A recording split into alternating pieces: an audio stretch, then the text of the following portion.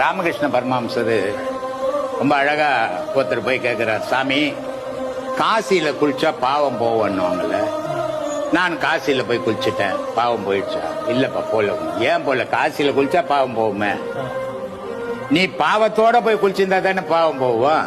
நீ பாவத்தை கழிட்டு மத்தல மாட்டிட்டு குளிச்சுட்டு வந்த திருப்பி மாட்டிக்கின்னு வந்து எப்படி போச்சு உன் பாவம்னு? யாருடைய பாவமும் யாரும் வாங்க மாட்டான். கடவுள் நான் முட்டாளா? சாதாரணமா இன்னைக்கு பிறந்து நாளைக்கு சாவர உனக்கே இவ்வளவு அறிவு இருக்குது. அழிவே பிறப்பு இறப்பு இல்லாத நிக்கிற எவ்வளவு பெரிய அறிவாளியா இருப்பான் அவன். நீ செய்த பாவத்துல வாங்கி மூட்டை கட்டி வச்சு பைத்தியக்காரனா கடவுள். அதனால மனிதனுடைய ஏமாத்தல் இது.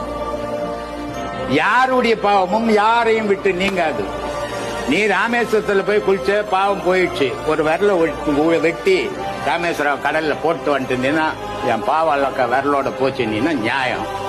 எதை விட்ட நீ போயிட்டு வந்து 3 கிலோ கறி வாங்கிக்கிற, ஒரு வாரமா கறி சாப்பிடலன்ட்டு 30 கிலோ மீன் வாங்கிக்கிற, அப்புறம் எங்க போச்சு உன் பாவம்? எப்படி போவோம்? செயல்கள் மாற்றா. ஒரு தேவஸ்தானம் இறைவன் இருக்கிற இடத்துக்கு போய் வந்தீங்கன்னா புனிதப்படணும் நீ. ஆனா போய் வந்தவன அதிக பாவங்களை செய்யும் போது எங்க உன் பாவம் போகும்? உன்னோக்கிட்டவே இருக்கு. இதுதான் பிறவி பிறவிக்கு தொடருது. மனிதனுடைய வாழ்க்கையில 2 தான் கூட வருது.